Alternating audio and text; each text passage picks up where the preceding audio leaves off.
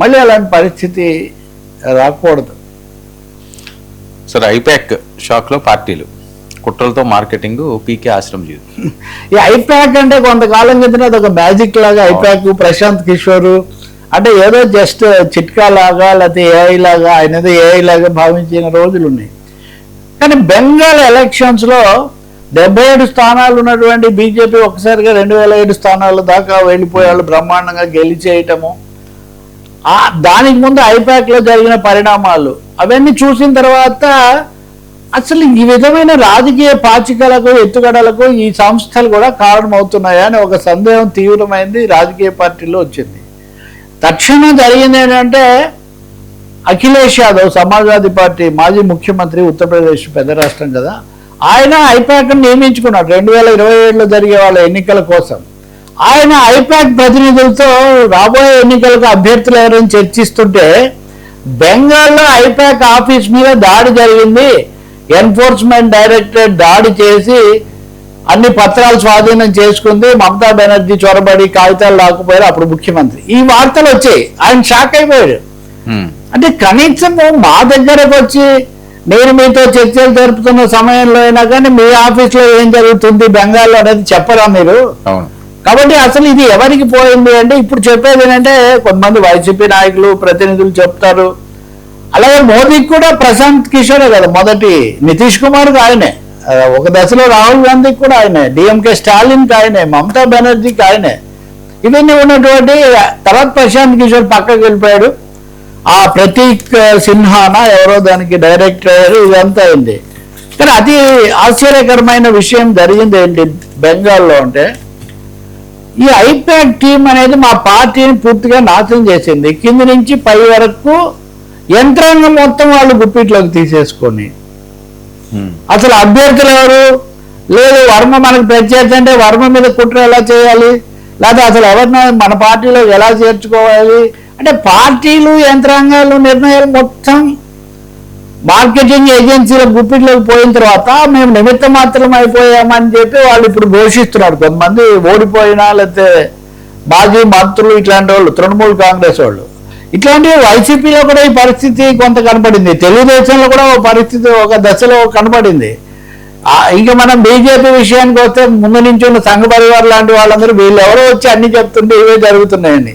అంటే నెమ్మదిగా ఈ మార్కెటింగ్ ఏజెన్సీలు, ప్రాపగండా సంస్థలు అన్నవి వాటి పరిధి దాటేసి కార్పొరేట్ సంస్థలుగా మారి మొత్తాన్ని గత్తర చేసేస్తున్నారు. గత్తర చేసిన తర్వాత ఏం జరుగుతుంది, వాళ్ళు ఎవరి చేతిలో ఉన్నారు, అసలు ఎవరెవరి దగ్గర వాళ్ళు ముడుపులు తీసుకుంటున్నారు, వాళ్ళు ఎవరి తరపు నుండి ఎవరి ప్రయోజనాల కోసం పనిచేస్తున్నారు అన్న సందేహం కూడా తీవ్రంగా కలిగింది.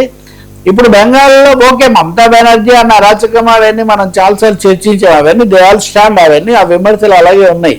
కానీ అదే సమయంలో ఈ శృతి మించిన మితిమీరిన ఈ వ్యవహారాలు కూడా మన రాజకీయ వ్యవస్థను, పార్టీల పద్ధతిని, నాయకుల పాత్రను అన్నింటినీ పూర్తిగా తారుమారు చేసేసి మాయాజాలంగా మార్చేసాయి. అమ్ముడు పోవడాలు, కొనడాలు, కుట్రలు, ఎదుటి వాళ్ళని బ్లాక్మెయిల్ చేయడానికి ఏం చేయాలి, ఇట్లాంటివన్నీ ఐపాక్ చేసింది. బెంగాల్లో వాళ్ళ ఆఫీస్ మీద దాడి చేసినప్పుడు అనేక పత్రాలు దొరుకుతుంటే ముఖ్యమంత్రిగా మమతా బెనర్జీ జ్వరబడి ఆ పత్రాలు లాక్కొని పోలీసుల సహాయంతో వెళ్ళిపోతే ఎన్ఫోర్స్మెంట్ డైరెక్టరేట్ సుప్రీంకోర్టులో కేసు వేసింది. మా దాంట్లో ఆమె ఎలా చొరబడతారని. ఇప్పుడు చెప్పేది ఏంటి, తృణమూల్ కాంగ్రెస్ నాయకులకు సంబంధించిన కీలకమైన చాలా వ్యవహారాలు ఐపాక్ వాళ్ళు దాంట్లో మేనేజ్ చేస్తున్నారు. అంటే ప్రభుత్వానికి సంబంధించినవి కూడా, అంటే గనులు, బొగ్గు గనులు, వాటికి సంబంధించినవి, హవాలా కుంభకోణాలు, ఇట్లాంటివన్నీ. అంటే ఇవి మన ఒంటె సామెతలాగా ఇవేవో 100 కోట్లు వాటికి చెల్లించడం, కనీసం 100 కోట్లు ఎవరినైనా హెయిర్ చేసుకోవాలంటే ఈ 100 కోట్ల తీసుకొని వచ్చిన వాళ్ళు మేము చెప్పింది వినకుండా మా నెత్తి మీద వాళ్ళు మొత్తం చలాయించే పరిస్థితి వచ్చిందని రాజకీయ పార్టీల్లో తీవ్రమైన అలగడి మొదలైంది. ఒక్కొక్కరు బయటపడుతున్నారు. ఇది కాకుండా ఇంకోటి కూడా ఉంది. ఇప్పుడు ప్రశాంత్ కిషోర్ ఆంధ్రప్రదేశ్లో 2019లో జగన్మోహన్ రెడ్డికి పనిచేశాడు. ఆయన టీము, అతని పేరు రాజ్ ఏదో ఉన్నాడు కదా ఆయన, అతను దాన్ని కొనసాగిస్తూ వైసీపీతో ఉన్నాడు, ఒక సెక్షన్ ఏమో తెలుగుదేశంతో ఉంది. ప్రశాంత్ కిషోర్ హఠాత్తుగా వచ్చి మాట్లాడి వెళ్ళిపోయాడు. అంటే గతంలో వాళ్ళతో పనిచేసిన ఆయన ఇప్పుడు అంటే మాది ఏజెన్సీ కదా, ఎవరైతే వాళ్ళకి అంటారు. కానీ ఏమవుతుంది పార్టీల సీక్రెసీ ఏమవుతుంది? అలా చేసి ఆయన ఊరుకున్నాడు అంటే హఠాత్తుగా 2021 ఎన్నికలు అయిపోయిన తర్వాత నేను మానేస్తున్నాను, నేను పార్టీ పెడుతున్నాను అని బీహార్ వెళ్ళి అక్కడ రోజు బీజేపీ తప్పకుండా గెలుస్తుంది, నితీష్ కుమార్ బాలరెడ్డి ఇట్లా చెప్తూ వచ్చాడు. ఎన్నికల వల్ల పోటీ చేసి ఘోరంగా దెబ్బతిన్నాడు. అంటే అందరికీ శాస్త్రం చెప్పే మళ్ళీ తానే వెళ్ళి కుర్తిలో పడిందని ఇంతమందికి ఇన్ని చెప్పిన ప్రశాంత్ కిషోర్ ఘోరంగా చిరునామా లేకుండా పోయి ఈరోజు ఇప్పుడు తాజా వార్త ఏమంటే ఒక 5 ఏళ్ల పాటు మళ్ళీ ఎన్నికల వరకు నేను రాజకీయాలకు దూరంగా ఉంటాను, నవనిర్మాణ ఆశ్రమానికి వెళ్తున్నాను అని ఆయన ప్రకటించాడు. ఇంకా ఇవన్నీ రాజకీయమైన ఆర్థికమైన అంటే ఎవరు ఆడిస్తున్నారు, ఎవరు నియమిస్తున్నారు, ఎవరు నడిపిస్తున్నారు, వీటి మీద పూర్తిగా ఆధారపడితే రాజకీయాలకు కానీ ప్రజాస్వామ్యానికి కానీ న్యాయం జరగదు. సహాయం చేయడం వేరు, బట్ టెక్నికల్గా కూడా ఇప్పుడు ఏఐలు ఇవన్నీ వచ్చిన తర్వాత గతంలో లెక్కలు పనికిరావు. ఓటర్లను ఇన్ఫ్లుయెన్స్ చేయడానికి, వాళ్ళ డేటా సేకరించడానికి, వాళ్ళ బుర్రలో చూపించడానికి మరీ దారుణమైన తీవ్రమైన విషయాలు వచ్చేసాయి.